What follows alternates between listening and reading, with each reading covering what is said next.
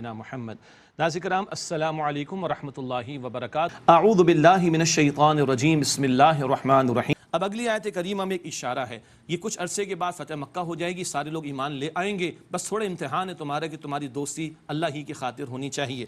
عسى اللہ ان یجعل بینکم وبین الذین عادیتم منهم مودہ، امید ہے کہ اللہ تعالیٰ تمہارے درمیان اور ان لوگوں کے درمیان دوستی پیدا کر دے جن سے تم عداوت رکھتے ہو۔ ابھی تو وہ کفر بین دشمنی ہے، اللہ کا ان کو اسلام کی توفیق دے دے گا، فتح مکہ کے بعد ایسا ہوا۔ بڑا پیارا نقطہ ہے، اہل علم نے بیان فرمایا، اللہ کی خاطر محبوب چیز کو چھوڑ دو، اللہ حلال کر کے تمہیں عطا کر دے گا۔ سبحان اللہ، دنیا میں حرام چیزیں چھوڑو، اللہ جنت میں حلال کر کے دے گا اور بہترین دے گا۔ سبحان اللہ، واللہ قدیر، اور اللہ قدرت رکھنے والا ہے، واللہ غفور رحیم، اور اللہ بہت بخشنے والا، نہایت رحم فرمانے والا ہے۔ لا ينهاكم الله عن الذين لم يقاتلوكم في الدين ولم يخرجوكم من دياركم ان تبروهم وتقسطوا اليهم، اللہ تمہیں منع نہیں فرماتا کہ تم ان لوگوں سے جو تم سے دین کے بارے میں جنگ نہیں کرتے، نہ انہیں تمہیں تمہارے گھروں سے نکالا کہ تم اس سے حسن سلوک کا معاملہ کرو اور انصاف کا معاملہ کرو، کوئی حرج کی بات نہیں۔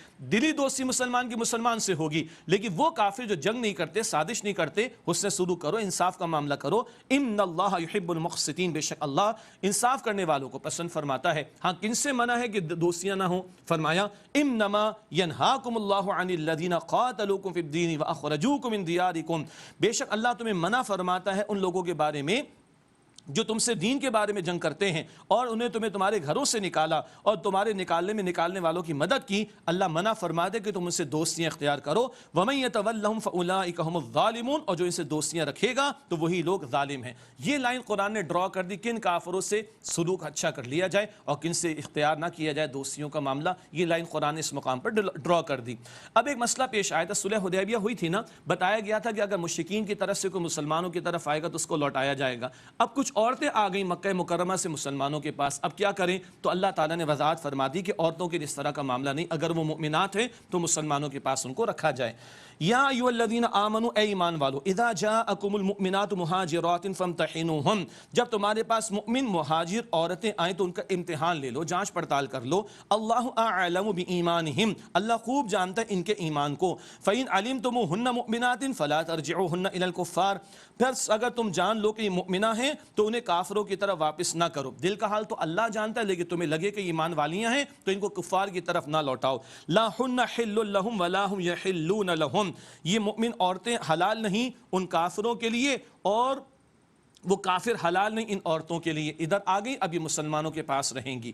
وآتوہم ما انفقوا، اور ان کے کافر شوہروں نے جو دیا تھا وہ ان کو تم ادا کر دو۔ اگر وہ کوئی مہر وغیرہ ادا کیا تھا تو یہ انصاف کا تقاضا، کیونکہ معاہدہ ہے نا صلح حدیبیہ، یہ نقطہ رکھیے گا ذہن میں، یہ تھوڑا سا مشکل مقام کار ہے سمجھنے کے لیے، صلح حدیبیہ کا معاہدہ ذہن میں رکھیے گا۔ وآتوہم ما انفقوا، اور تم ان کو ان عورتوں کے کافر شوہروں کو دے دو جو انہوں نے خرچ کیا، اب تم نے ان کو روک لیا تو ان کے مہر ادا جو انہوں نے خرچ کیے تھے وہ دے دو۔ ولا جناح علیکم ان تنکحوہن اذا آتیتموہن اجورہن، اور تم پر کوئی گناہ نہیں کہ تم ان مہاجر عورتوں سے نکاح کر لو جب تم انہیں ان کے مہر دے دو، نکاح کر لو۔ کافر سے تو نکاح ختم ہو گیا، تم ان کو اپنے نکاح میں شامل رکھ سکتے ہو، مہر ادا کر دو۔ ہاں، مشرک عورت کو اب نکاح میں نہیں رکھا جائے گا، اس کی ممانعت۔ ولا تمسکوا بعصم الکوافر، اور تم مشرکہ عورتوں کی ناموس کو قبضے میں نہ رکھو، یعنی وہ تمہارے نکاح میں نہیں رہ سکتی۔ مشرک کے ساتھ نکاح مسلمان مرد کا بھی جائز نہیں ہے، عورت کا نہ مرد کا، یعنی مسلمان عورت کا مشرک مرد سے نہیں، مسلمان مرد کا مشرکہ عورت سے نکاح جائز نہیں۔ ولا تمسکوا بعصم الکوافر، اور تم مشرکہ عورتوں کی ناموس کو قبضے میں نہ رکھو۔ واسألوا ما انفقتم، تھوڑا سا ٹیکنیکل نقطہ ہے، اور جو تم خرچ کرو، جو تم نے خرچ کیا وہ مانگ لو۔ یہ عورتیں کفار کی طرف لوٹائی جائیں گی، تم نے خرچ کیا وہ تم مانگ لو۔ ولیسألوا ما انفقوا، اور چاہیے کہ وہ کافر تم سے مانگ لیں جو انہوں نے خرچ کیا، انہوں نے تو خرچ کر دیا تو وہاں سے عورتیں ادھر آ گئیں، اور یہاں جو خرچ ہوا یہاں سے عورتیں ادھر جا رہی ہیں، وہ تم سے مانگ لیں تم ان سے مانگ لو۔ ریسیول بھی آ گئے، پیبل بھی آ گئے۔ ذالکم حکم اللہ، یہ اللہ تعالیٰ کا حکم ہے۔ یحکم بینکم، اللہ تمہارے درمیان فیصلہ فرماتا ہے۔ واللہ علیم حکیم، اور اللہ خوب علم رکھنے والا، حکمت والا ہے۔ اگلی آیت کریمہ بہت توجہ سے سنیے گا، ذرا ٹیکنیکل بات ہے، ادھر سے مال ادھر آنا ہے، ادھر سے مال ادھر جانا ہے، نیٹ آف کر لیا جائے، اس کو اکاؤنٹس کی اصطلاح میں کہا جاتا ہے۔ وَإِن فَاتَكُمْ شَيْءٌ مِّنْ أَزْوَاجِكُمْ إِلَى الْكُفَّارِ فَعَاقَبْتُمْ فَآتُوا الَّذِينَ ذَهَبَتْ أَزْوَاجُهُمْ مِثْلَ مَا أَنفَقُوا، تمہاری کافر بیویوں کے مہروں میں سے تمہیں کفار سے کچھ نہ ملے تو بدلہ لو، اور اس مال میں سے ان مسلمانوں کو ان کی بیویوں کا مہر دے دو۔ ادھر سے کچھ آنا بھی ہے اور ادھر سے کچھ جانا بھی ہے، تو اگر اس آنے جانے کے اندر تمہاری طرف کچھ ان کا نکلتا ہو تو وہ مال روک لیا جائے جو ادھر جانا ہے، اور اس میں سے ان لوگوں کو دے دیا جائے جنہوں نے خرچ کیا تھا۔ یہ بات آپ کو سمجھ آ گئی تو بہت اچھی بات، ورنہ تفاسیر کا مطالعہ کر لیجئے گا۔ صلح حدیبیہ کے معاہدے کی پاسداری کا معاملہ ہے ذرا ٹیکنیکل بات، تفصیل تفاسیر میں دیکھیے گا۔ وَاتَّقُوا اللَّهَ الَّذِي أَنْتُمْ بِهِ مُؤْمِنُونَ، اور اللہ سے ڈرو جس پر تم ایمان رکھتے ہو۔ یا ایھا النبی اذا جاءک المؤمنات یبایعنک علی ان لا یشرکن باللہ شیئا ولا یسرقن ولا یزنین ولا یقتلن اولادہن۔ اے نبی صلی اللہ علیہ وسلم، جب آپ کے پاس مؤمن عورتیں آئیں اس بات پر آپ سے بیعت کرنے کے لیے کہ وہ اللہ کے ساتھ کسی کو شریک نہیں کریں گی، نہ چوری کریں گی، اور نہ وہ زنا کریں گی، اور نہ وہ قتل کریں گی اپنی اولاد کو، اولادہن اپنی اولاد کو، ولا یأتین ببہتان یفترینہ بین ایدیہن وارجلہن، نہ بہتان کی اولاد لائیں گی جو انہوں نے اپنے ہاتھوں اور پاؤں کے درمیان باندھا ہو، یعنی کسی اور سے تعلق معاذ اللہ قائم ہو اور اولاد اپنے شوہر کی طرح منسوب کرے، یہ بھی نہیں کریں گی۔ ان باتوں کی بیعت حضور سے، ان عورتوں کی۔ ولا یعصینک فی معروف، اور آپ کی نیک کاموں میں نافرمانی نہیں کریں گی۔ حضور تو برائی کا حکم دے ہی نہیں سکتے، یہ جملہ کیوں آیا؟ حضور تو معصوم ہے اور حضور کا حکم تو سر آنکھوں پر۔ معروف میں آپ کی نافرمانی نہیں کریں گے، مراد حضور تو اس وقت امیر تھے، اب امت میں اور بھی تو لوگ امیر بنیں گے نا، ذمہ دار، اور وہ رسول تو نہیں ہے، معصومیت تو رسولوں کے ساتھ ہی وہ ختم ہو گئی۔ آج کسی کا حکم وہ مانا جائے گا جو معروف کے دائرے میں ہو، جو معصیت کا حکم ہوگا وہ مانا نہیں جائے گا، یہ اس بات کی طرف اشارہ۔ فبایعہن، تو اے نبی آپ ان سے بیعت لے لیجئے، واستغفر لہن اللہ، اور ان کے لیے اللہ سے بخشش مانگیے۔ حضور بیعت عورتوں سے کیسے لیتے تھے؟ پردے کے پیچھے سے۔ ہاں، ہمارے ہاں کے جھوٹے پیر اور ظالم پتہ نہیں کیسی کیسی حرکتیں کرتے ہیں، عزت پامال بھی ہوتی ہیں، تار تار بھی ہوتی ہیں، اللہ ان کو ہدایت دے، اللہ محفوظ رکھے۔ حضور عورتوں سے بیعت لیتے تو ایک سرا چادر کا آپ کے پاس، ایک سرا خاتون کے پاس ہوتا، یا کبھی بڑا برتن ہوتا پانی کی، ایک طرف برتن میں حضور ڈالتے ہاتھ، دوسری طرف خاتون کو ہاتھ ڈالتی، اور صحابہ سے بیعت تو ہم سب کو پتہ ہے ہاتھ پر ہوتی، لیکن عورتوں سے حضور نے کبھی، یعنی نامحرم سے حضور علیہ الصلوۃ والسلام نے کبھی مصافحہ نہیں کیا۔ کس قدر عفت و پاک دامنی کی تعلیمات ہیں۔ یہ بیعت کے الفاظ خواتین کے، اسلام نے اجتماعیت کے حوالے سے ہمیں بیعت کا تصور عطا کیا، سورہ فتح میں ہم بات کر چکے ہیں۔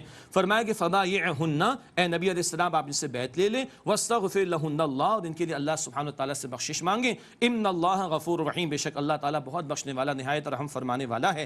یا ایھا الذین آمنوا، اے وہ لوگوں جو ایمان لائے ہو، لا تتولوا قوما غضب اللہ علیہم، مت دوستی اختیار کرو ان لوگوں سے جن پر اللہ نے غضب فرمایا، یعنی یہود ہیں۔ قد یئسوا من الآخرۃ کما یئس الکفار من اصحاب القبور، وہ آخرت سے نا امید ہو چکے ہیں جیسے کافر مردوں کے جی اٹھنے سے مایوس ہو چکے، یعنی جو مر گئے وہ واپس آنے کی نہیں دنیا میں، اسی طرح ان غضب شدہ لوگوں کے لیے جن پر اللہ کا غضب ہوا، اللہ کی رحمت میں سے کوئی اب حصہ نہیں ہے۔ جس پر اللہ نے غضب فرما دیا اس کو رحمت میں سے حصہ کہاں ملے گا؟